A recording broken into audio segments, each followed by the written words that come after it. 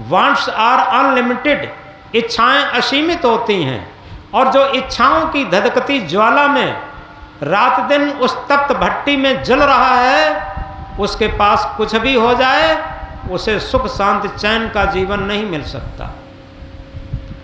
इसलिए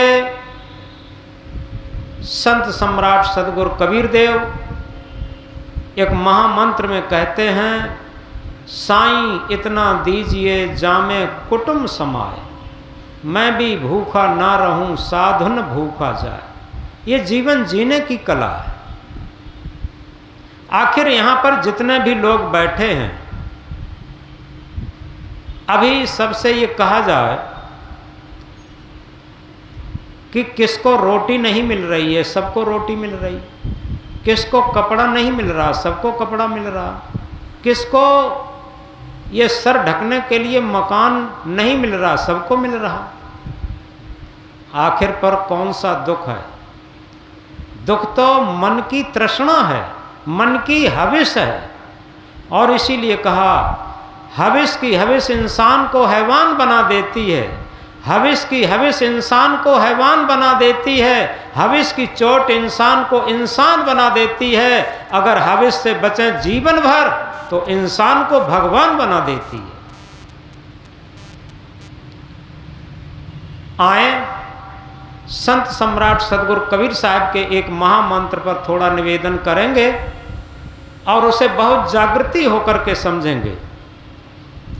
सदगुरु कबीर साहब बीजक में एक साखी के माध्यम से समझाते हैं, ये गुणवंती वेलरी, ये गुणवंती वेलरी तब गुण कहा न जाए, जड़ काटे से हरे हरी सींचे से कुमलाए। थोड़ा हम गहराई से समझेंगे। कबीर साहब की वाणियां व्यंगात्मक रहती हैं, उलटवासी रहती है। उलटवासी का अर्थ यह होता है, उल्टी तो नहीं होती, उल्टी जैसी लगती है। तो कबीर साहब कहते हैं, ये गुणवंती वेलरी तब गुण कहा न जाए। एक ऐसी हमारे जीवन में गुणवंती बेलरी है, बेल है। बेल सब जानते हैं, जिस किसी पौधे में बेल लिपट जाए उस पौधे को ही नष्ट कर देती।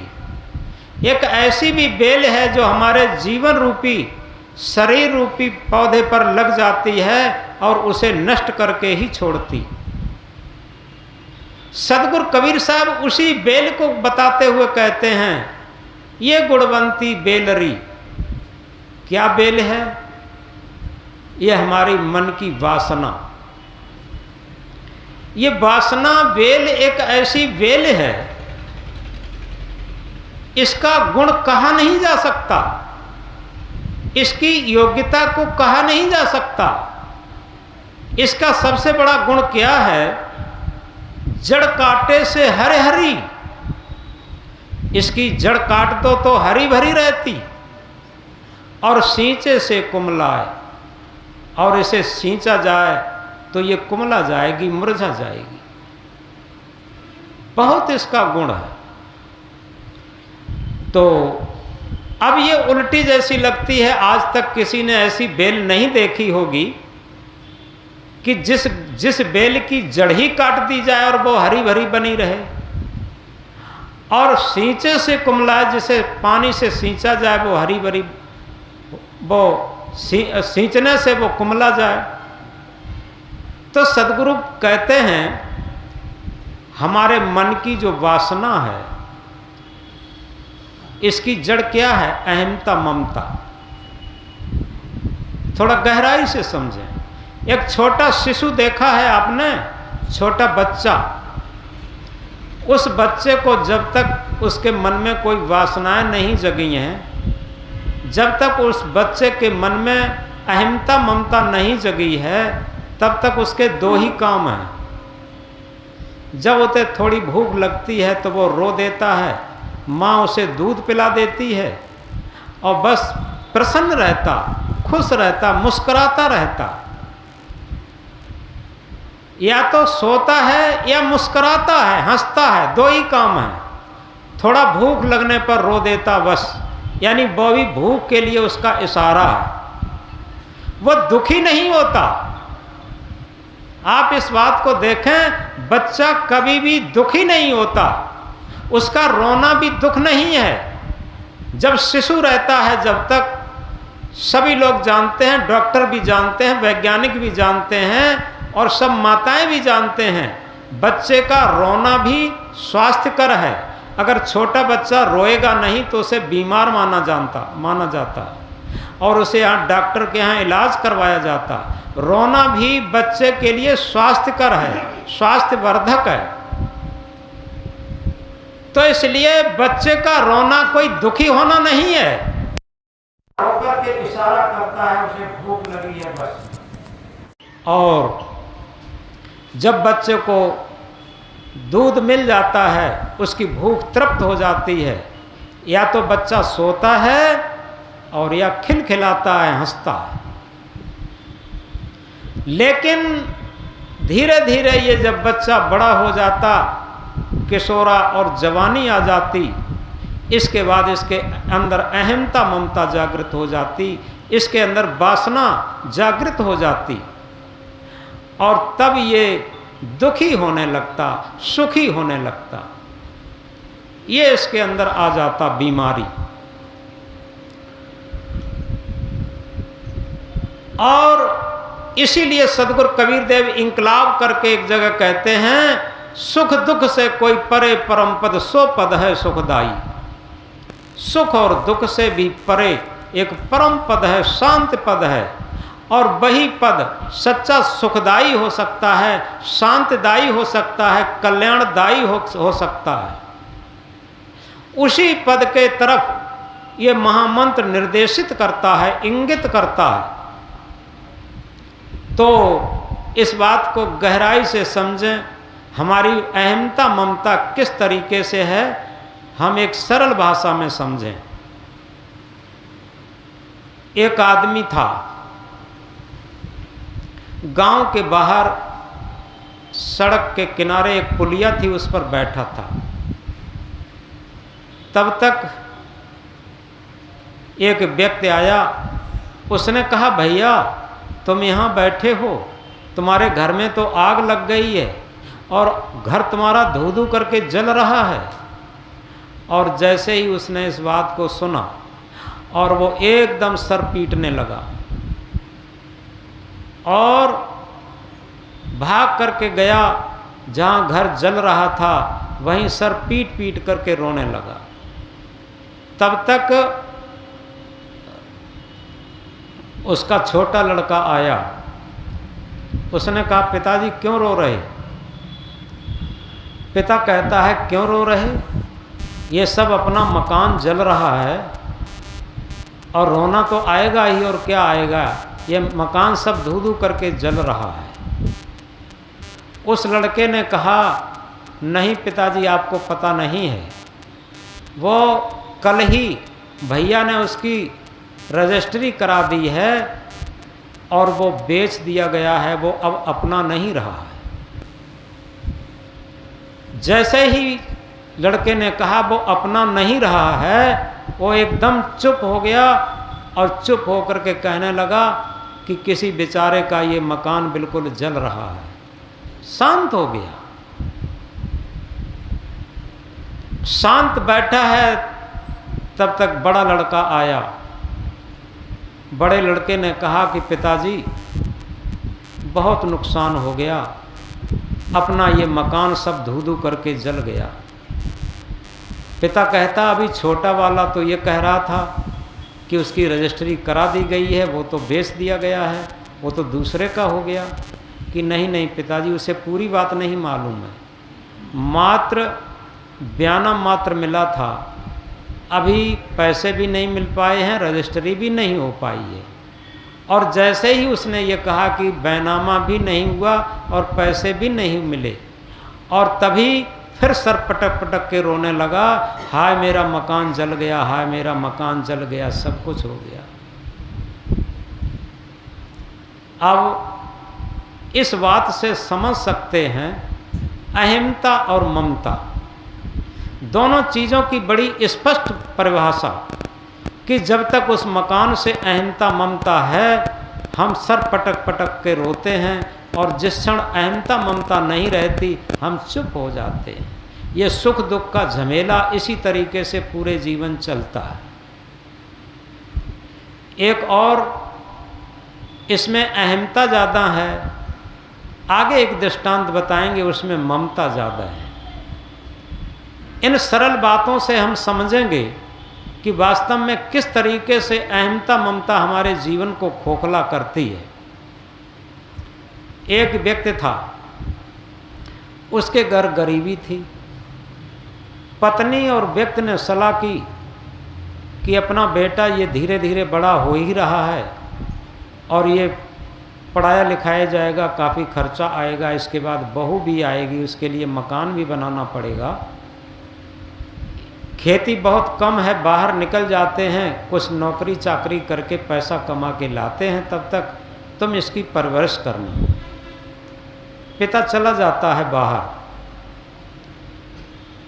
तब तक लड़का 9-10 साल का हो गया। चिट्ठी चपाठी आती रही। जिस टाइम गया था 4-5 साल का होगा, 3-4 साल वो बाहर रहा, लगातार नौकरी करता रहा। उसने सोचा बार बार आएंगे जाएंगे, किराया भाड़ा खर्च होगा, इकट्ठा कुछ पैसा ले जाएंगे तो कुछ मकान अकान बनाने के काम तो आएगा। तो 3-4 साल लगातार वहाँ रहा। 9-10 वर्ष का उसका बेटा हो गया। लड़के ने एक दिन कहा कि माँ, पिताजी बहुत दिनों से आई नहीं और हम लोगों के पास बहुत तंगी है, हमारी फीस भी लगती है, कपड़े भी सही नहीं बन पाते हैं, क्लास में जो और मेरे साथी आते हैं उनका खर्चा बर्चा भी खूब रहता है। ऐसा करो, जो चिट्ठी आती है, तब फ़ोन सिस्टम नहीं था, वो हमें एड्रेस दो और उस एड्रेस के अनुसार हम पिताजी के पास जाएंगे। माँ ने बहुत हट किया, लेकिन लड़का नहीं माना। लड़का उस चिट्ठी का एड्रेस लेकर के और चल देता। वो ऐसी जगह था जहाँ कानपुर जैसी सेंट्रल स्टेशन पर जाकर के और बम्बई के लिए ट्रेन उसे मिलती थी। तो कानपुर सेंट्रल स्टेशन पर पहुंचा और रात्रि का समय था। उसकी गाड़ी सुबह के समय थी। तब तक क्या होता है, वो लड़का जो वेटिंग रूम होता है, मुसाफिर खाना जिसे बोलते हैं, वेटिंग रूम में जाकर के एक बेंच थोड़ी खाली थी, उसी में बैठ करके और धीरे धीरे वो लेट गया। क्योंकि सर्दी का मौसम था, उसके पास इतने कपड़े भी नहीं थे, लेट गया और सो गया। अब क्या होता है, उधर उसके पिता ने सोचा कि बहुत दिन हो गए हमने अपने बच्चे को भी नहीं देखा, पत्नी के पास भी नहीं पहुँचे, अब खबर लेते हैं चल करके, और कुछ पैसा भी इकट्ठा हो गया है। उधर वो मुंबई से चल कर के ट्रेन से उतरा और उसी वेटिंग रूम में पहुंचा। उसकी भी ट्रेन सवेरे को थी, तो उसने सोचा प्रतीक्षालय में थोड़ी देर हम आराम कर लेंगे, इसके बाद ट्रेन का समय होगा तब चले जाएंगे। पूरा वेटिंग रूम भरा हुआ था, पूरा प्रतीक्षालय भरा हुआ था। अब उसे कहीं बैठने के लिए जगह नहीं मिल रही थी। उसने देखा एक बेंच पर वही छोटा बच्चा लेटा था, 8-9 साल का, 9-10 साल का। तो उसने सोचा ये जगह सही है, अंदर भी है, यहाँ सर्दी भी कम लगती है। उसने उस लड़के की बाँह पकड़ी और उसे उठाया और उठा करके उसे ले गया। अब वो खिचड़ रहा था, चल नहीं रहा था क्योंकि उसे नींद लगी थी, और खिचड़ करके गया। उसके साथ उसने प्लेटफार्म पे जाके खड़ा कर दिया। वो बैठ गया और वहीं बैठ करके और सिकुड़ करके वो लेट गया, क्योंकि वो नींद में था। अब वो व्यक्ति जाता है उसी लड़के की जगह पर बेंच पर जाकर के बैठ जाता है और अब उसे नींद नहीं आ रही, सर्दी बहुत कड़ाके की है, तुषार पड़ रहा। तो अब वो ये विचार करता है, उसके मन में आया कि हम यहाँ अंदर वेटिंग रूम में इतनी सवारियों के बीच में बैठे हुए हैं, मुझे इतनी सर्दी लग रही है, अभी हमने एक बालक को खचेड़ करके प्लेटफार्म पर कर दिया है, उसे कितनी सर्दी लगती होगी। उसके दिल के अंदर थोड़ी करुणा जगी और वो दोबारा उठ के गया, उस लड़के को वहाँ पकड़ के उठाया कि अबे कहाँ रहता है। तो वो नींद में तो था ही, उसने अपने गांव का नाम लिया, वहाँ रहता हूँ। मन में सोचा एक नाम के और भी गांव हो सकते हैं। उसने कहा जिला कौन सा है, उसने जिला भी बताया जो उसका था। उसने कहा तहसील कौन सी है, उसने तहसील भी बताई। उसने कहा ब्लॉक कौन सा है, ब्लॉक भी बताया। उसने कहा तेरे पिता का नाम क्या है, जो उसका नाम था वही उसने पिता का भी नाम बताया। उसने कहा तेरी माँ का नाम क्या है, माँ का भी वही नाम बताया जो था। अब जैसे ही उसने समझा कि ये तो मेरा ही बेटा है, उससे कहा तू यहाँ कहाँ से आया। उसने कहा कि बहुत दिन हुए थे, मैं अपने पापा के पास जा रहा था, मेरी ट्रेन सुबह को थी, तो हम सोच रहे थे कि हम सुबह को ट्रेन मिलेगी तब पापा के पास जाएंगे। हमारे संगी साथी अच्छे कपड़े लेते पहनते हैं, हम फटे नुचे कपड़े पहनते हैं, हमें ढंग से फीस भी नहीं मिल पाती है, खर्चा भी नहीं मिल पाता है, इसलिए हम मुंबई के लिए यहाँ आए थे और सुबह होते ही हमारी ट्रेन है, हम बम्बई अपने पापा जी से मिलने जा रहे हैं। अब चारों तरफ से बातचीत में ये सिद्ध हो गया कि ये मेरा ही बेटा है, और जैसे ही मेरा ही बेटा है सिद्ध हुआ, उसने उस बेटा को उठा करके छाती से लगा लिया और फूट फूट करके रोने लगा और ये कहा कि बेटा हमसे बहुत गलती हो गई, मैं ही तेरा पिता हूँ। क्योंकि 4-5 साल में न लड़के ने बेटा को पहचान पाया, न बेटा ने लड़के को पहचान पाया, छोटे पर देखा था। और जब उसे ये पता लगा ये तो मेरा ही बेटा है, तब वो फूट फूट कर रोया और पश्चाताप किया और ये कहा कि बहुत गलती हो गई। तो ये क्या है, ये अहमता, वो ये ममता है। पहले हमने अहमता की बात सुनाई थी और अब ये सुनाई ममता की बात। जहाँ अहमता ममता होती है थोड़ा गौर से समझें। इससे मतलब ये नहीं है कि हम गृहस्थी में हैं कि विरक्ति में, कोई मतलब नहीं रखता। अगर आप लोग किसी घर में ममता अहमता रखते हैं तो हम लोग किसी आश्रम में अहमता ममता रखते हैं, ऐसा कुछ नहीं। तो इसलिए दोनों जगह सूत्र वही फिट होता है। हम थोड़ा गहराई से समझ के चलेंगे कि इस तरीके से जब अहमता ममता हमारे अंदर जगती है तो मन में एक वासना की वेल ऐसी जागृत हो जाती है जो हमारे जीवन को, जीवन भर हमारे जीवन को दुखी करती है। ये वासना वेलरी एक ऐसी है, कबीर साहब ये कहते हैं कि इसका गुण कभी वर्णन नहीं किया जा सकता। इसका गुण बहुत विलक्षण है। अगर इसकी जड़ काट दी जाए तो ये बेल हरी भरी रहेगी और इसकी जड़ को सींचा जाए तो ये कुमला जाएगी, सूख जाएगी। इसका अर्थ क्या है, जड़ काटना क्या है? ये वासना रूपी वेल की जड़ है अहमता ममता, और अहमता ममता को काट दिया जाए, खत्म कर दिया जाए तो ये वासना श्रद्धा में बदल जाती है। और जो श्रद्धा, जिसे करुणा भी कहते हैं, श्रद्धा युक्त करुणा होती है, जिसे सच्चा प्रेम कहते हैं, वो वासना जब प्रेम में बदल जाती है, कब बदल जाती है? जब अहमता ममता रूपी जड़ को काट दिया जाता। जड़ काटे से हर हरी, हमेशा के लिए हरी भरी हो गई। इसके अंदर वासना की जगह पर ये प्रेम प्रस्फुटित हो गया और ये हमेशा हमेशा के लिए हरी भरी हो गई, कभी भी नहीं वो कुमलाएगी। और सींचे से कुमलाए। अगर इसे हम वासना की इच्छाओं की पूर्ति करते रहेंगे तो ये कुमलाई रहेगी, ये दुखी रहेगी हमेशा। क्योंकि हमने कहा था वांट्स आर अनलिमिटेड, इच्छाएं असीमित होती हैं। आज तक दुनिया में कोई भी व्यक्ति ऐसा नहीं हुआ पैदा, कितना बड़ा सम्राट हुआ हो, कितना बड़ा राष्ट्रपति हुआ हो, जिसकी सारी इच्छाएं पूर्ति हो गई। आज तक किसी की इच्छाएं पूर्ति हुई ही नहीं, अतृप्त ही चला गया।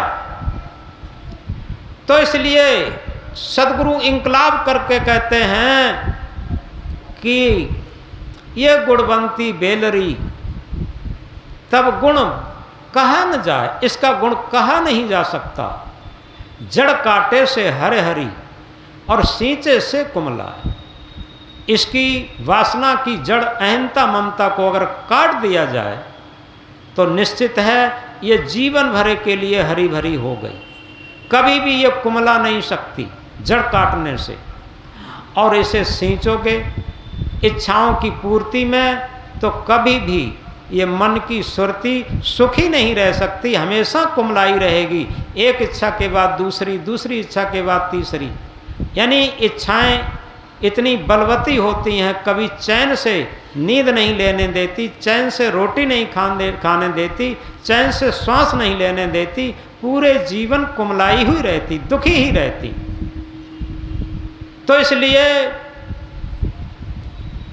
इन चीज़ों को अगर हम गहराई से समझें, लगता होगा अहमता ममता ये हमारे जीवन के लिए सबसे बड़े शत्रु हैं, और कहना चाहिए हमारे मन के लिए सबसे बड़े शत्रु हैं। क्योंकि एक ही बात समझो,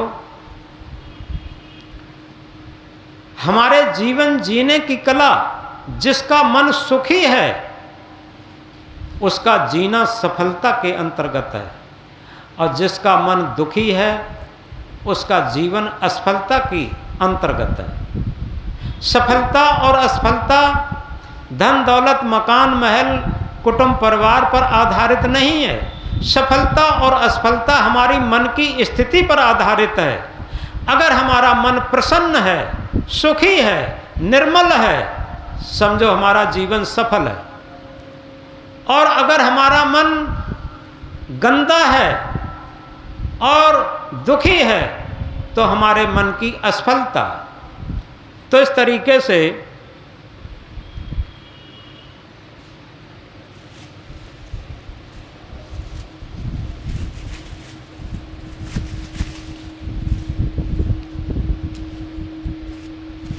सफलता और असफलता हमारे मन की स्थिति पर आधारित है। हमारा मन जितना निर्मल होगा, जितना पवित्र होगा, उतना ही मन सुखी होगा। और जितना हमारा मन इच्छाओं से, कामनाओं के वशीभूत होकर के रात दिन दुखी, बेचैन, अतृप्त होगा, उतना ही हमारा जीवन दुखी होगा। और इसे इस बात से और समझ सकते हैं, जिस तरीके से एक घोड़ा होता है और घोड़े को ट्रेंड करने वाला एक आदमी होता है। बड़े बूढ़े लोग सब जानते हैं और देहात के अक्सर लोग जानते हैं। घोड़े को ट्रेंड किया जाता है, उसमें एक चाल होती है, इरगा चाल, पुराने लोग सब जानते हैं। वो चाल ऐसी होती है, अगर लोटा भरकर घोड़े पर रख दिया जाए तो लोटा पानी फैल नहीं सकता, और वो चाल सभी नहीं निकाल पाते। तो इसलिए जो घोड़ा ट्रेंड है, वो घोड़े पर सवारी जब करते हैं तो सवार बिल्कुल निश्चिंत निर्भय रहता, और जितना चाहे उतना सफ़र भी कर सकता, अपने लक्ष्य को भी प्राप्त कर सकता। और जो घोड़ा अनट्रेंड है, आप समझेंगे उसकी चाल भी सही नहीं होती, और दूसरी बात है वो बिदकता भी रहता, और कब बिदक जाए, कब सवारी को डाल दे, कब हाथ पैर तोड़ दे, कब खाई खंदक में डाल दे, कुछ कहा नहीं जा सकता। अनट्रेंड घोड़े पर सवार कभी निर्भय नहीं हो सकता, सुखी नहीं हो सकता, शांत नहीं हो सकता, और कभी अपने लक्ष्य पर नहीं बैठ सकता, लक्ष्य पर नहीं पहुंच सकता। तो इसलिए अनट्रेंड घोड़े पर बैठ करके हमारा जीवन और समय सबका दुरुपयोग होता और अपने लक्ष्य पर भी हम नहीं पहुंच पाते। और जो ट्रेंड घोड़ा है उस पर बैठ करके हमारी निर्भयता रहती, निश्चिंती रहती, और हम अपने लक्ष्य तक पहुंच सकते हैं। कभी भी हमारे जीवन के लिए कोई खतरा भी नहीं रहता। इसी तरीके से क्या हम अपने मन रूपी घोड़े को ट्रेंड करना जानते हैं? अगर मन रूपी घोड़े को किसी संत और सद्गुरु से इसे ट्रेंड करवाया है तो ये मन की चाल, क्योंकि चाल के ऊपर ही हाल होता है। किसी से पूछो भैया कैसे हाल चाल हैं, तो वर्तमान में तो तुरंत कह देगा कि भैया बिल्कुल हाल चाल ठीक है, लेकिन थोड़ी देर बाद वो अपना दुखड़ा रोने लगेगा। पूरे घर का दुखड़ा आपके सामने उड़ेल देगा। अब जब हाल चाल ठीक है तो दुखड़ा कहाँ से आया? और हाल किसके ऊपर निर्भर होता है? चाल के ऊपर। हमारी चाल जैसी ही है वैसा ही हमारा हाल भी होगा। अगर चाल गड़बड़ है तो हाल भी गड़बड़ होगा, अगर चाल सही है तो हाल भी सही होगा। तो इस तरीके से मन रूपी घोड़े को ट्रेंड करने के लिए जिस संत गुरु ने अपना मन रूपी घोड़ा ट्रेंड किया है वही आपके मन को भी ट्रेंड कर सकते। जब हमारा मन रूपी घोड़ा ट्रेंड हो जाएगा और जब उस पर हम असवारी करेंगे, कबीर साहब ने क्या कहा? जो मन पर असवार है सो साधु कोई एक, मन के मते न चालिए मन के मते अनेक, और जो मन पर असवार है सो साधु कोई एक। थोड़ा गहराई से समझे। मन के मते न चालिए, मन के मते अनेक। इस मन के अनेक मत हैं, इनके मत पर मत जाइए। लेकिन इसी के बाद आदि साखी में सदगुरु क्या समझाते हैं? जो मन पर असवार है सो साधु कोई एक। जो मन पर असवार होकर के चल रहा है कोई बिरला भक्त, बिरला साधु होता है। मन पर असवार कौन होगा? हम होंगे। हम कौन हैं? हम ये शरीर नहीं है। शरीर को मैं मानना सबसे बड़ा ये पाप है। शरीर को मैं मानना सबसे बड़ा ये पाप है। सब पाप इसके पुत्र हैं, सब पाप का ये बाप है। जब तक हम शरीर को मैं मानते रहते सारे पापों की जड़ हम बनाए रखते। और जिस दिन हम ये मानते हैं, जिस तरीके से किसी घर में रहते हैं तो क्या कहते? ये घर मेरा है। आज तक ये कोई नहीं कहा कि हम घर हैं, हम मकान हैं। क्या कहते? ये मकान मेरा। मेरी चीज़ हमसे अलग होती, थोड़ा गहराई से समझेंगे। मेरी कोई भी चीज़ हो, मेरा कोट, मेरी पैंट, मेरी शर्ट, ये मेरे हैं। हम कोट पैंट शर्ट नहीं हो सकते। मेरा मकान मेरा है, हम मकान नहीं हो सकते। इसी प्रकार ये हाथ मेरा है, पैर मेरा है, सिर मेरा है, ये शरीर मेरा है। क्या कहते? किसी डॉक्टर के पास जाते हैं, डॉक्टर साहब मेरे शरीर में दर्द हो रहा है, मेरे शरीर में बुखार है। ये कोई नहीं आज तक कहा कि मैं शरीर में दर्द हूँ। बताओ किसी ने कहा? क्या कहते? मेरे शरीर में दर्द है। शरीर मेरा है, हम शरीर नहीं है। ये बात गहराई से समझ लें, ये विवेक की बात है। तो शरीर को मैं मानना सबसे बड़ा ये पाप है। सब पाप इसके पुत्र हैं, सब पाप का ये बाप है। सारे पापों का बाप इस शरीर को मैं मानना होता है। और इसीलिए जब मेरी समझ में आ जाता है कि हम शरीर नहीं, शरीर तो ये मेरे रहने का मकान है, हम शुद्ध चेतन ज्ञान स्वरूप अजर अमर अखंड अविनाशी हैं। हम इसके अंदर रहने वाली सत्य आत्मा हैं, हम शरीर नहीं हैं। शरीर तो मेरे रहने का ये मकान है। जब हम ये समझ लेते हैं कि हम आत्मा हैं, तब वहाँ पर सदगुरु कबीर साहब ने क्या कहा था, जो मन पर असवार है, और मन पर असवार कौन होगा, ये आत्मा यानी हम असवार होंगे। या जो हम आत्मा हैं, हम जब मन पर असवार हो जाएंगे, सो साधु कोई एक, कोई बिरला लोग इस मन पर असवार होते हैं। अन्यथा क्या होता है, मन की गुलामी में जीवन जीते। कुछ लोग क्या कहते हैं कि हम गुलामी में जीवन नहीं जिएंगे। इस बात को समझे, लेकिन जो लोग कहते हैं कि हम गुलामी में जीवन नहीं जिएंगे, वो सबसे ज़्यादा गुलामी में जीवन जीते हैं। वो समझ ही नहीं पाते कि स्वतंत्रता किसे कहते हैं। उदाहरण के तौर पर समझें, कोई पत्नी कहे कि हम पति की गुलामी नहीं सहेंगी।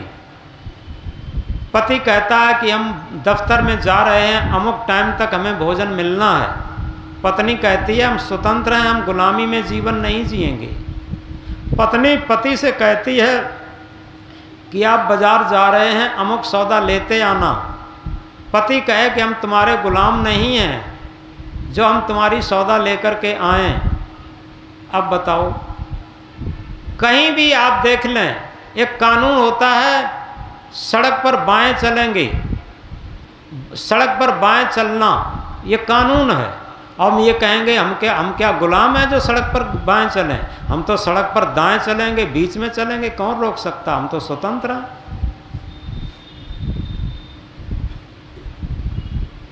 चाहे पिता पुत्र हो, चाहे पति पत्नी हो, चाहे गुरु शिष्य हो, कोई भी हो दुनिया में, स्वतंत्रता में परतंत्रता और परतंत्रता में स्वतंत्रता।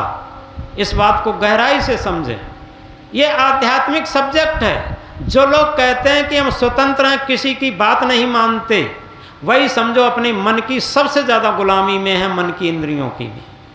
और जो संत गुरु की बात को मान के चलते हैं, माता पिता की बात को मान के चलते हैं, पति पत्नी आपस में एक दूसरे की बात को मान के चलते हैं, सास ससुर की बात को मान के चलते हैं, वो सच्चे स्वतंत्र हैं। क्यों स्वतंत्र हैं? वो एक सूत्र के अनुसार चलते हैं। जैसे सड़क पर बाएं चलना ये गुलामी नहीं है, ये स्वतंत्रता है, ये कानून है। इसी तरीके से संत गुरु हमारे पथ प्रदर्शक हैं। एक कानून बनाया उन्होंने, हमारे जीवन को चलने के लिए एक रास्ता बनाया, और वो रास्ते पर अगर हम चलते हैं तो निश्चित है हम स्वतंत्र हैं। और रास्ता छोड़ करके कुमार्ग पर चलते हैं, कुविचार पर चलते हैं, कुसंग में चलते हैं, कुकर्म में चलते हैं, और हम सोचते हैं कि स्वतंत्र हैं, समझो वे बहुत भारी परतंत्रता में चल रहे हैं। तो जो सदमार्ग है, सदविचार है, सदकर्म है, सदसंस्कार है, ये स्वतंत्रता का मार्ग है, पराधीनता का नहीं है। तो इसलिए सदगुरु कबीर देव कहते हैं, मन के मते न चालिए, मन के मते अनेक, जो मन पर असवार है सो साधु कोई एक। यदि हमसे मतलब आत्मा से, हमारी आत्मा, हमारे अंदर, आत्मा के अंदर आत्मबल जागृत हो गया, आत्मविश्वास जागृत हो गया, आत्मज्ञान जागृत हो गया, तो ऐसे व्यक्ति के अंदर, ऐसे भक्त के अंदर, ऐसे साधक के अंदर, ऐसे साधु के अंदर क्या हो जाएगा? वो मन पर असवार हो जाएगा, मन उसके कहे में चलेगा, और जिसके कहे में मन चलेगा वही परम स्वतंत्र हो सकता, और वही भक्ति के मार्ग पर चल सकता, वही सुख शांति के मार्ग पर चलता, वही कल्याण के मार्ग पर चल सकता। तो इसलिए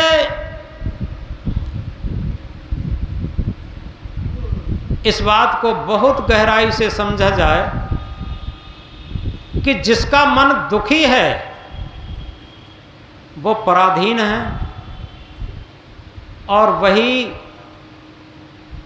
इस वासना के मन इंद्रियों के गुलामी में जीवन जी रहे। और जिसका मन सुखी है, सुखी है, संतुष्ट है, निर्मल है, पवित्र है, उन्हीं के अंदर आत्मबल है, आत्मज्ञान है, आत्मविश्वास है, सारी चीजें हैं, और उन्हीं के अंदर भक्ति भी है, और वही सुख शांत का जीवन भी जी सकते, और उन्हीं के अंदर ये वासना रूपी बेल की जड़ काटी भी जा सकती। तो जब वासना रूपी बेल की जड़ अहमता ममता कट जाती है तो वास्तव में बेल तो वही रहती, जिस तरीके से मन का भी स्वरूप बदल जाता, मन वही रहता।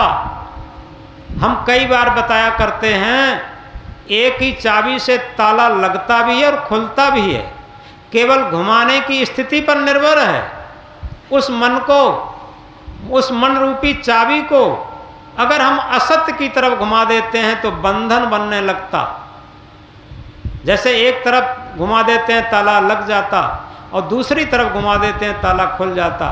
ताला लगाने के लिए, खोलने के लिए चाबी वही रहती है, लेकिन घुमाने की स्थिति पर निर्भर होता। ऐसे ही हमारी मन रूपी चाबी बंधन भी बनाती है, मुक्ति भी बनाती है, सुख भी बनाती है, दुख भी बनाती है, शांति भी बनाती है, अशांति भी बनाती है। अब इस मन रूपी चाबी को घुमाने की स्थिति पर निर्भर है, हम किधर घुमाते हैं। यदि हम सत्य आत्मा की तरफ घुमा देते हैं मन रूपी चाबी को, संत सदगुरु के निर्देशन की तरफ घुमा देते हैं मन रूपी चाबी को, संत सदगुरु की भक्ति की तरफ घुमा देते हैं मन रूपी चाबी को, तो सुख शांति और मुक्ति बनना शुरू हो जाती है। और इसी मन रूपी चाबी को हम असत्य की तरफ घुमा देते हैं, अधर्म की तरफ घुमा देते हैं, कुविचार की तरफ घुमा देते हैं, कुकर्म की तरफ घुमा देते हैं, कुवासना की तरफ घुमा देते हैं, कुसंस्कार की तरफ घुमा देते हैं, तो दुख और बंधन बनना शुरू हो जाता है। अब इस मन रूपी चाबी को हम किधर घुमाते हैं, यह हमारे ऊपर आधारित है। तो इसलिए इस बात को बहुत गहराई से समझा जाए। यहाँ पर गृहस्थी विरक्ति का कोई सवाल नहीं है। यहाँ पर यह है कि हम वास्तव में जीवन जीने की कला क्या जानते हैं। हमने कबीर साहब के भजन याद कर लिए, कबीर साहब का प्रवचन याद कर लिया, कबीर साहब का बीजक याद कर लिया। ये याद करना बहुत बड़ी चीज़ नहीं है। वो तो याद करने के लिए अब ये मोबाइल है, इसमें हम जो जानना चाहें वो जान सकते। अब तो कार में मोबाइल लगा लिया जाता, अमुक जगह हमें जाना है तो वो रास्ता बताता रहता है, इधर चलो, इधर चलो, सारी रास्ता बताता है। मोबाइल में सारे रास्ता हैं, किसी शहर का नाम, किसी राजधानी का नाम, सबका नक्शा, किसी प्रधानमंत्री का नाम, क्या नहीं उसमें सब भरा है। गूगल पर सर्च करिए, सब जान लेंगे।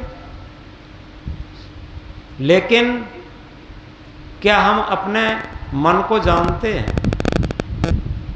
वो मोबाइल मन को नहीं जानता। क्या हम अपने आप को जानते हैं? संत सम्राट सदगुरु कबीर साहब कहते हैं, जानो अपने आप को, खोजो अपने आप, अपने को जाने बिना मिटे नहीं संता। हमने दुनिया को तो जानने के लिए तमाम यंत्र बना लिए, तमाम विज्ञान बना लिए, सब कुछ जानते हैं। अमेरिका कहाँ है, रूस कहाँ, इंग्लैंड कहाँ है, ये सारी चीज़ें जानते हैं। लेकिन क्या हम अपने आप को जानते हैं? जब हम अपने आप को नहीं जानते तो समझो कुछ नहीं जानते, सारा जाना हुआ सब धूल के समान है।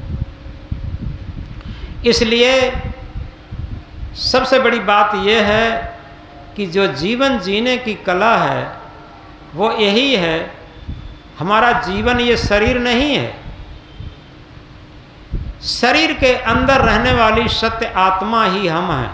और जिस दिन ये जान लिया जाएगा कि हम शरीर के अंदर रहने वाली आत्मा हैं, तो ये ऊपर से जितनी भी दिखावट, मिलावट, बनावट है वो सब खत्म हो जाएगी, ऐंच खैंच सब खत्म हो जाएगी, क्योंकि हमारा ओरिजिनल स्वरूप होगा जो प्रकृति की तरफ से आया है। ओरिजिनल स्वरूप वह हमारा सहज सुंदरता है, सहज जीवन है। और जब तक मेरे अंदर, मेरे मन के अंदर सहजता नहीं आएगी, बनावट, मिलावट, दिखावट में ऐंच खैंच बनी रहेगी, तब तक सहज जीवन नहीं होगा।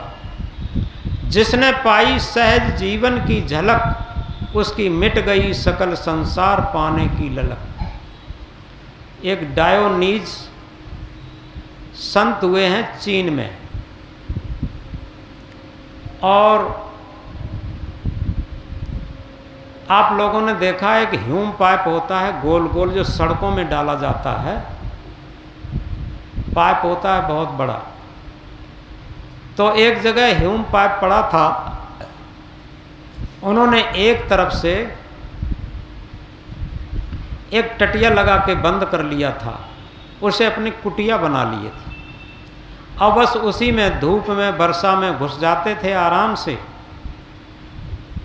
किसी गांव में जाके भिक्षा कर ली, भोजन पाए, उसी ह्यूम पाइप में चले गए और आराम से शांति में अपना भजन भक्ति में तल्लीन रहे।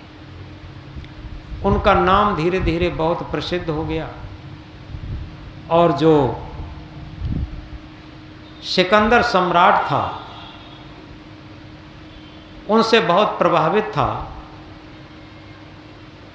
और वो विश्व विजय के लिए निकलने वाला था। उसने सोचा कि हम गुरु जी से पहले आशीर्वाद ले लें और इसके बाद विश्व विजय के लिए निकलें।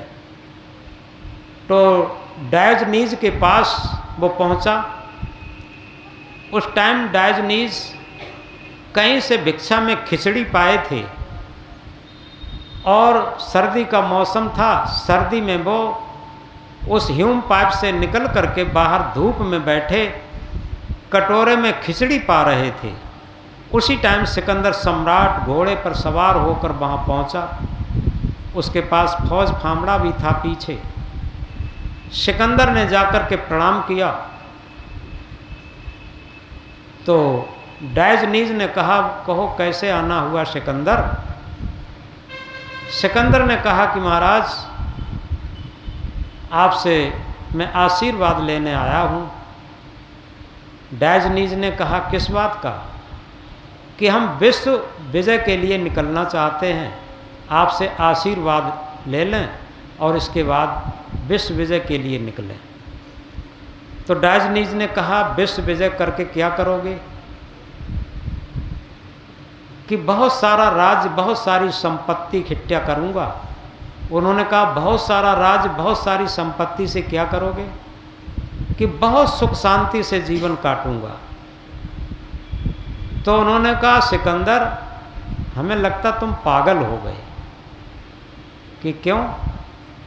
अरे तमाम विश्व पर चढ़ाई करोगे, अब पता क्या है तुम चढ़ाई करके विश्व विजय कर पाओ कि न कर पाओ, कहीं से धन संपत्ति, राज शासन ले पाओ कि न ले पाओ, उससे पहले तुम ही मारे जाओ तो क्या पता। दूसरी बात, इसके करने से कितना हत्याहरण होगा, कितनी जानें जाएंगी, कितना पाप होगा।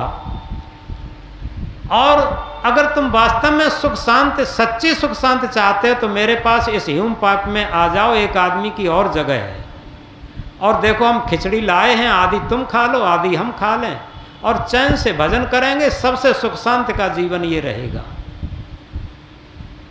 अब जैसे ही डायोजनीज ने सिकंदर से ये बात कही, तो सिकंदर के होश उड़ गए अंदर के।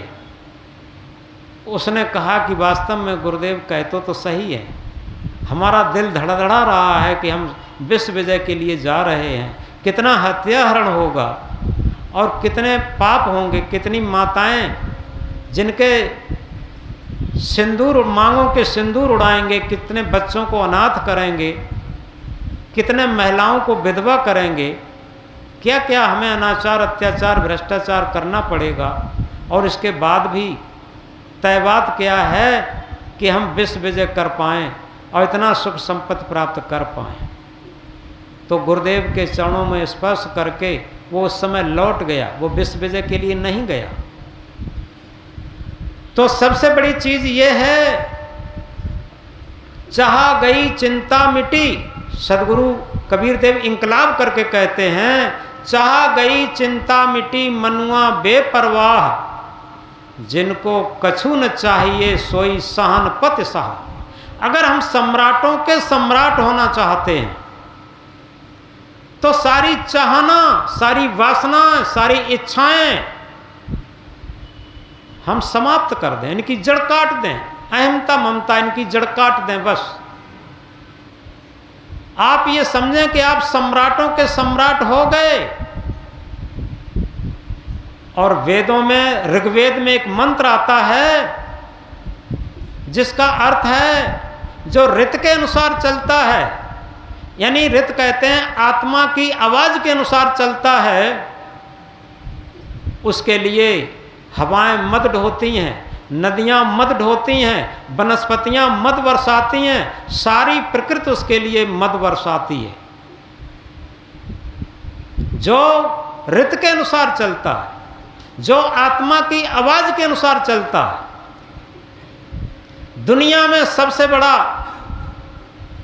सुख का साधन, सुख का सूत्र, और दुनिया में सबसे बड़ा मुक्ति का सूत्र, दुनिया में सुख शांति से जीवन व्यतीत करने का सूत्र यही है कि हम आत्मा की आवाज के अनुसार चलना शुरू कर दें।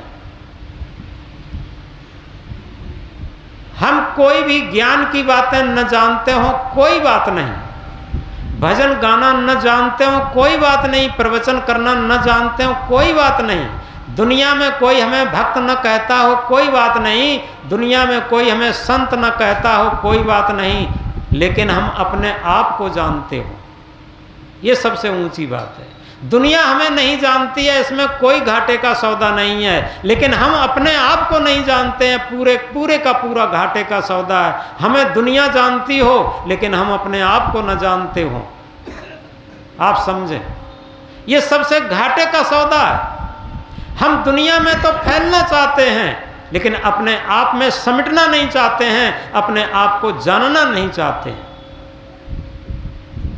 और जब तक हम अपने आप को नहीं जानेंगे, अपने आप को नहीं मानेंगे, अपने आप में स्थित नहीं होंगे, तब तक समझो हम सुख शांति का जीवन नहीं काट सकते, कल्याण और मोक्ष मुक्ति का मार्ग नहीं मिल सकता।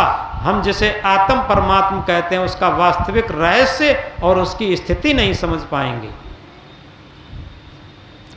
इसलिए हम कह रहे थे, जानो अपने आप को, खोजो अपने आप, अपने को जाने बिना मिटे नहीं संता। एक छोटी सी बात कहकर के बात बंद करेंगे। एक जगह एक युद्ध हो रहा था। युद्ध तो जानते हैं, चाहे राजा राजाओं में हो, चाहे देश देश में हो, उसका एक सेनापति होता है पूरी सेना का। तो दो राजाओं के बीच युद्ध चल रहा था और दोनों तरफ की सेनाएं लड़ रही थीं। एक तरफ की सेना के जवान हताश और निराश हो चुके थे। शाम को युद्ध बंद हो जाता था और उनका सेनापति भी मारा गया। एक तरफ का सेनापति मारा गया, सेना निराश और हराश हो गई। शाम को युद्ध बंद हो गया। जिस राजा का सेनापति मारा गया उस राजा को ये चिंता हुई, उसे शाम को भूख भी नहीं लगी, अब क्या करें, और यहाँ से पराजय का मुख देख करके भागें तब भी अपयश होगा, और लड़ाई युद्ध करने जाएंगे तब भी अपयश होगा, क्योंकि हमारी सब सेना मारी जाएगी, हम भी मारे जाएंगे, अब क्या करें। वो मन को बहलाने के लिए जंगल में टहलने के लिए निकल गया। पहले ये नियम था, जहाँ छावनी रहती थी अपनी अपनी सेना की, वहाँ धोखे से कोई वार नहीं कर सकता था। जब युद्ध बंद हो जाता था उसके बाद वार नहीं होता था। तो इधर तो सेना सब अपना अपना भोजन बनाने में लगी थी, भोजन खाने में लगी थी, और राजा निकल जाता है। राजा निकल जाता है तो जंगल में सुनसान जगह पर जब निकला, थोड़ी दूरी पर देखता है तो एक झोपड़ी थी, वहाँ थोड़ा प्रकाश हो रहा था। तो जंगल में उस झोपड़ी के पास जब राजा पहुँचा तो राजा ने देखा क्या एक संत बैठे हुए हैं, खूब हृष्ट-पुष्ट थे और शांत मौन बैठे हुए थे। राजा गया, उसने संत के आगे सर झुका करके प्रणाम किया। संत ने आंखें खोल के देखी तो एक राजा है। उन्होंने कहिए राजन कैसे आना हुआ? तो राजा ने कहा गुरुदेव, हमारा मन आज बहुत बेचैन है और हम ऐसी उलझन में फंसे हैं। हमारा अमुक राजा से युद्ध चल रहा है, हमारी सेना का सेनापति मारा गया है। अब हम अगर भाग जाते हैं बिना लड़े तब भी हमारी हार है, हो सकता हमारा राज्य भी छिन जाए, और अगर कल युद्ध के लिए जाते हैं तब भी हमारी सेना मारी जाएगी। अब हम क्या करें? आपसे निर्णय लेना चाहते हैं कि क्या करें, और निर्णय क्या लेना चाहते हैं? अगर मेरे हृदय की बात पूछें तो हम चाहते हैं कि आप हमारे कल भरे के लिए सेना के सेनापति बन जाएं। अब संत तो संत ठहरे, संत वे अजीब संत थे। उन्होंने कहा ठीक है, आप हमारे पास आए हैं, कल आपकी सेना का नेतृत्व हम कर देंगे, आपके सेना के हम सेनापति बन जाएंगे। अब राजा बखुशी से, जो दुख की लहर मन के अंदर थी वो खुशी की लहर में दौड़ गई, और खुशी खुशी से आए राजा अपने खेमे पर लौट आए जहाँ उसके सेना के टेंट लगे हुए थे। बड़ी चैन से उन्होंने भोजन किया, भोजन करने के बाद सो गए। और राजा ने कहा था ठीक 5 बजे सुबह आप आ जाना, अर्ली मॉर्निंग, और सेना का नेतृत्व कर देना। और 4 बजे सब लोग जगे, नहा धो करके फ्रेश हुए। तब तक 5 बजे जैसे ही, और वो संत तुरंत आ धमके अपने वादा के अनुसार। राजा को तो खुशी हो गई। राजा ने पूरी सेना को बता दिया, देखो कल हम लोगों, हमारे सेनापति मारे गए थे, आज हमने इन संत को सेनापति चुना। अब जैसे ही कहा सेनापति चुना है, तैसे ही सेना का मन एकदम मलिन हो गया, दुखी हो गया, हृदय धड़-धड़ कांपने लगा। क्यों कांपने लगा?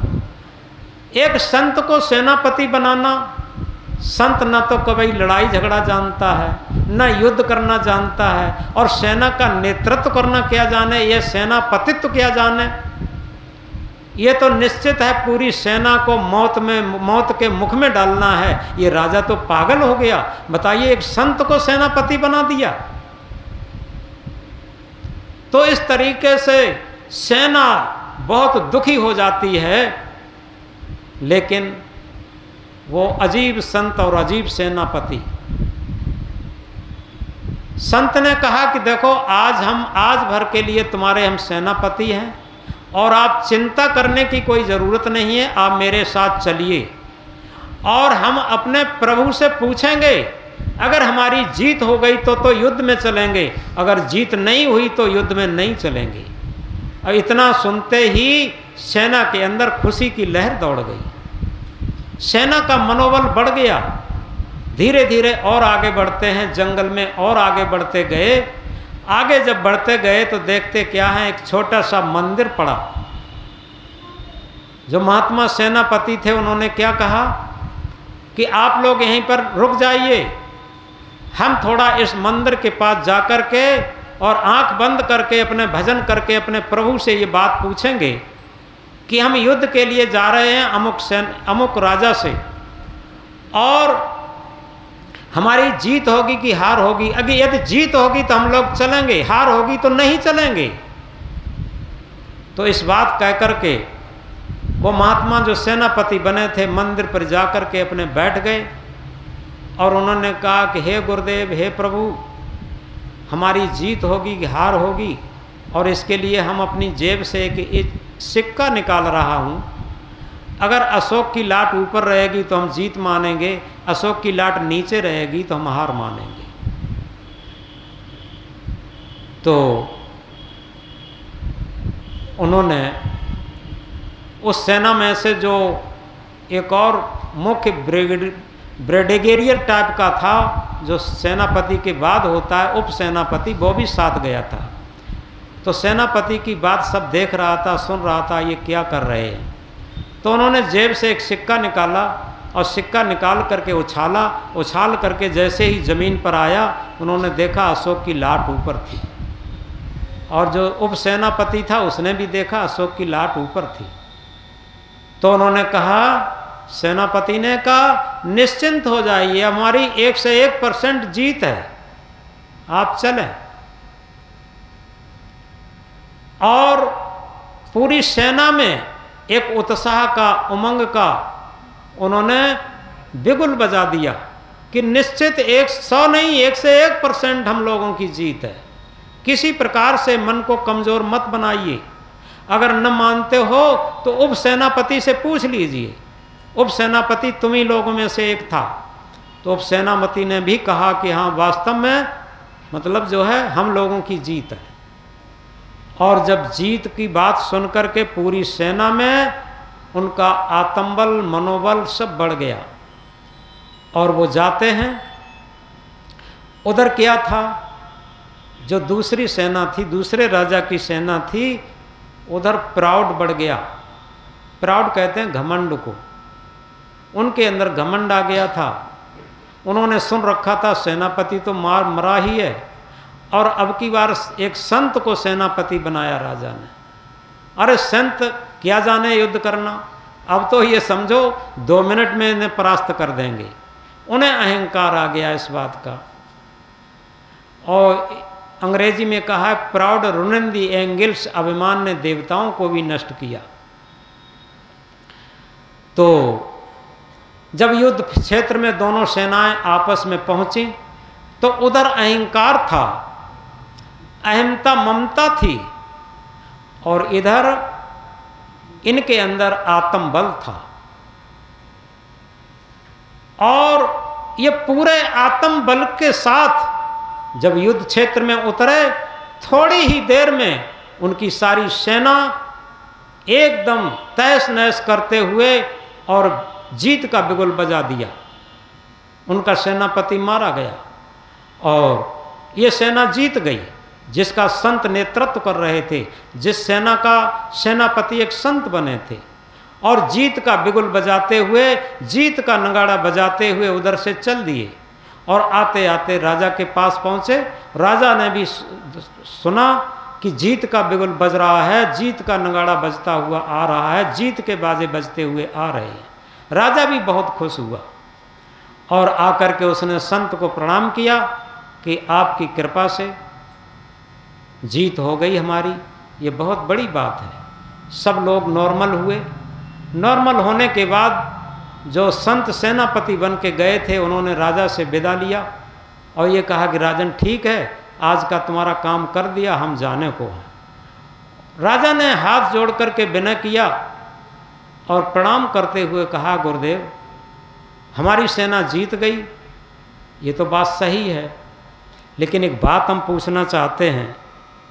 इतनी कमज़ोर सेना को आपने साहस का मंत्र दिया और साहस के द्वारा उस सेना को, उस राजा को परास्त भी कर दिया, ये सारी बात है। लेकिन आपने ये कहा था कि हम प्रभु को पूछ लें, वो बात नहीं समझ में आई। वो हमें बताओ कि प्रभु से आपने कैसे पूछा, प्रभु ने आपको कैसे बताया। तो उन्होंने कहा, देखो बात ये है, अगर आप पूछना ही चाहते हैं तो आपको हम बताते हैं। उन्होंने जेब से सिक्का निकाला और सिक्का निकाल के दिखाया कि देखो ये सिक्का था, इस सिक्के में दोनों ओर अशोक की लाट है, दोनों ओर अशोक की लाट है। हम किसी तरफ से उछालते वो तो अशोक की लाट ऊपर रहती ही रहती। और ये सत्य बात भी है, हमारे पास भी एक सिक्का था, अशोक लाट दोनों तरफ थी। वो बहुत दिनों तक हमने रखा, लेकिन पता नहीं कहाँ किस तरीके से वो गायब हो गया। हमारे पास थी, ये सत्य घटना है। तो इसलिए उन संत ने कहा कि देखो इस सिक्के में दोनों तरफ अशोक की लाट थी और एक केवल सेना के अंदर मनोबल भरना था। इस सिक्के के माध्यम से हम किसी तरफ से इसे उछालते, किसी तरफ से ये गिरता, अशोक की लाट तो ऊपर रहनी ही रहनी थी। तो अशोक इस सिक्के के माध्यम से सेना के अंदर जो हमने आत्मबल भरा, आत्मविश्वास भरा, तो जब पूर्णतया सेना के अंदर आत्मबल जग गया और उधर अहंकार आ गया था, अहमता ममता जग गई थी, तो उस अहमता ममता को परास्त करने के लिए आत्मबल की जरूरत होती है और इधर हमने आत्मबल जगा ही दिया। तो आत्मबल के विश्वास पर अहमता ममता खत्म हो गई, उधर की सेनापति और राजा सब परास्त हो गए, इधर जीत हो गई। ये जीत का बिगुल इस तरीके से बजा। ये तो इस कहानी का स्वरूप है। और जो आज का हमारा सदगुरु कबीर साहब के महामंत्र पर ये प्रवचन है, इसी तथ्य पर, इसी सत्य पर है। क्यों? हमारे अंदर एक युद्ध चल रहा है। एक तरफ ये आत्मा की सेना है और एक तरफ मन की सेना। इस बात को गहराई से समझें, कहीं दूसरी कथा नहीं है, यहीं की कथा है। एक तरफ आत्मा की सेना है, क्या? दया, क्षमा, सत्य, विचार, धीरज, सुमत, संतोष, गुरु भक्ति, ये सब आत्मा की सेना है। और एक तरफ मन की सेना है। 5 तत्व, 25 प्रकृति।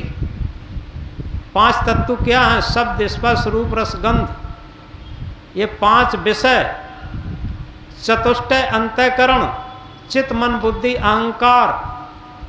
और जहाँ पर ये अहंकार, अहमता, ममता, राग, द्वेष, छल, कपट, बेईमानी, धमपटई, ये सब मन की सेना है। ये मन की सेना को बहुत अहंकार रहता हमेशा। इस बात को गहराई से समझ लें। और ये आदमी, ये आत्मा की कोई निर्देशक नहीं रहता जब, तो किसी संत गुरु के पास जाकर के अपना दुखाड़ा बताता है कि गुरुदेव क्या करें, हमारा कोई छोटा मोटा सेनापति आदर्श था भी, वो भी मारा गया, अब क्या करें, आप हमारे सेनापति बन जाएं। अगर हम किसी हम संत गुरु को अपनी सेना का सेनापतित्व सौंप दें, तो उन गुरु के पास एक सिक्का है जिसके दोनों तरफ अशोक की लाट है, दोनों तरफ विजय है। वो क्या है सिक्का? भक्ति का सिक्का, जिसे कहा है अरब खरब लो द्रव्य हो, उदय अस्त लो राज, भक्त महात्म ना तुले, ये सब कौने का। अरब से खरब तक द्रव्य हो जाए, उदय से अस्त तक राज हो जाए, लेकिन भक्ति की महिमा के समतुल्य नहीं हो सकता। तो एक भक्ति का सिक्का ऐसा है, अगर भक्ति में हम हार भी जाएं, वो कहते हैं हारे हरपुर जाते हैं, जीते जमपुर जाएं। मन के अहंकार में कोई अपनी जीत समझ भी ले, लेकिन वो जमपुर जाएगा। जो मन की वासनाएं जमी हुई हैं उनके अनुकूल उसका सारा नरक होगा। और जो आत्मा परमात्मा के मार्ग पर चल कर के, भक्ति के मार्ग पर चल कर के, संत गुरु को सेनापति बना करके उनके निर्देशन के अनुसार चल करके हमारे अंदर जो आत्मबल होगा, आत्मविश्वास होगा, आत्मज्ञान होगा, जिसे कहा है self reverence, self knowledge, self control, these 3 alone lead life to sovereignty. आत्मज्ञान, आत्म संयम और आत्मविश्वास ये जीवन को परम सत्य संपन्न बना देते हैं। ये कब आते हैं? जब हमारे अंदर सदगुरु रूपी सेनापति भक्ति रूपी सिक्का उछाल करके बताते हैं निश्चिंत रहिए, आपकी 100% नहीं 1 से 1% जीत है। और जब हमें पता लग जाता है कि हम जन्मांतर से ये आत्मा रूपी राजा हारा हुआ बैठा है, मन इंद्रियों की गुलामी ही जीतती रही है, ये मन ही जीतता रहा है, लेकिन आज जब संत सदगुरु रूपी राजा हमारा नेतृत्व जीवन का करने लगे तो निश्चित है अब हमारी जीत 101% है, क्योंकि हमारे अंदर भक्ति आ गई। और जहाँ भक्ति आ जाती है वहाँ हमारे अंदर आत्म बल जग जाता है, आत्मविश्वास जग जाता है, आत्मज्ञान जग जाता है। और इसी को सदगुरु कबीर साहब ने कहा, आत्मज्ञान बिना नर भटके कोई मथुरा कोई काशी। आत्मज्ञान के बिना ही तो मन की इंद्रियों की गुलामी में सब लोग भटक रहे हैं। तीर्थ व्रत पूजा पाठ यज्ञ हवन ये वो सब में भटक रहे हैं।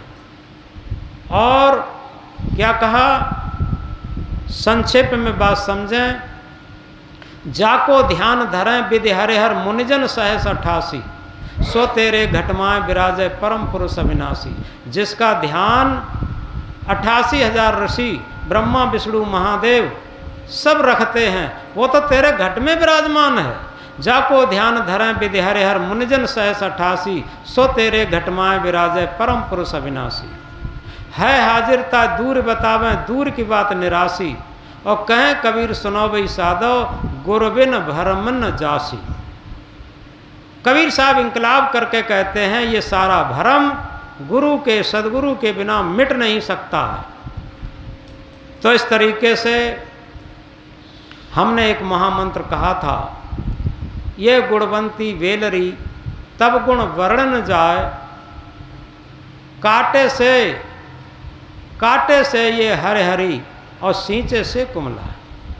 ये अहमता ममता रूपी बेल एक ऐसी बेल है जिसको काटने से हरी रहती है और इसको सींचने से ये मुरझाई रहती है, दुखी रहती है।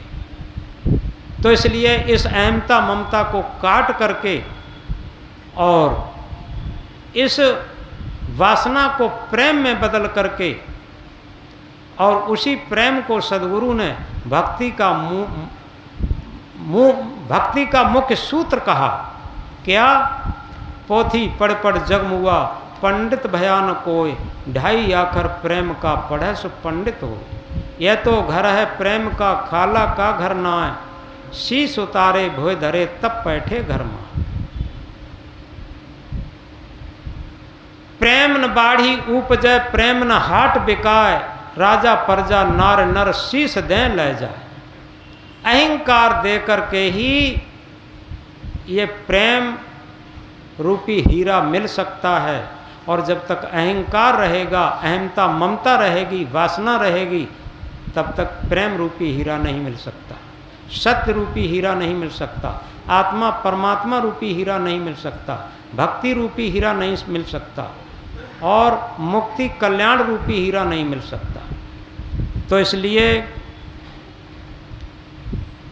इन चीज़ों को समझते हुए हम अपने जीवन में परिवर्तन लाएं और जीवन को समझने का प्रयास करें, और जीवन में जो वास्तविक उन्नति है, आत्मज्ञान, आत्म संयम और आत्मविश्वास, इस उन्नति को अपने जीवन में लाने का प्रयास करें। और इस महामंत्र को बहुत भली भांति याद रखें।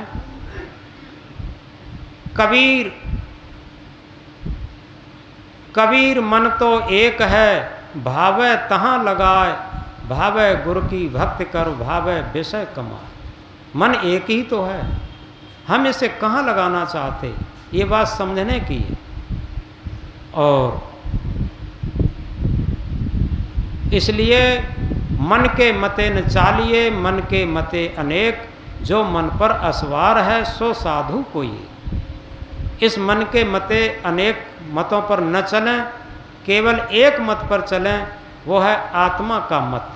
सत्य आत्मा के मत पर चल कर के हम भक्ति को भी प्राप्त कर सकते हैं, मुक्ति को भी प्राप्त कर सकते हैं, आत्म परमात्मा को भी प्राप्त कर सकते हैं, और अपने जीवन को सफल बना सकते हैं। बोलो सदगुरु कबीर साहब की जय। जय गुरु शरणम